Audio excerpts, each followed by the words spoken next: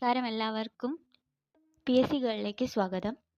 എല്ലാ ദിവസവും നമുക്ക് ഓരോ ക്വസ്റ്റ്യൻ പേപ്പർ വീതം ചെയ്യാം. ഇവിടെ നമുക്ക് 1 മിനിറ്റിൽ 1 മാർക്ക് നേടാം.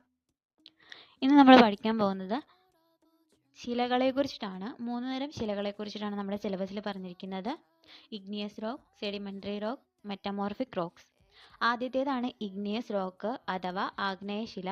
ഇതിനെ മാതൃശില എന്നും പറയുന്നു.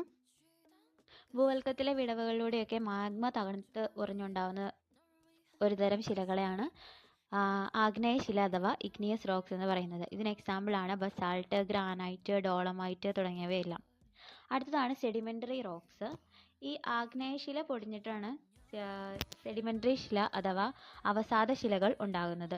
അതിന് എക്സാമ്പിൾ ആണ് സാൻഡ്സ്റ്റോൺ, ലൈംസ്റ്റോൺ, ഷെയ്ല തുടങ്ങിയവ. അടുത്തതാണ് മെറ്റമോർഫിക് റോക്സ്. ഈ ഇഗ്നിയസ് റോക്സിനും സെഡിമെന്ററി റോക്സിനും രൂപാന്തരം സംഭവിച്ചുണ്ടാകുന്നതാണ് മെറ്റമോർഫിക് റോക്സ്. നമ്മുടെ കേരളത്തിൽ ഏറ്റവും കൂടുതൽ കാണപ്പെടുന്ന റോക്സ് ആണ് മെറ്റമോർഫിക് റോക്സ്. അതിന് എക്സാമ്പിൾ ആണ് സ്ലേറ്റ്, ഷിസ്റ്റ്, മാർബിൾ തുടങ്ങിയവ. Thank you.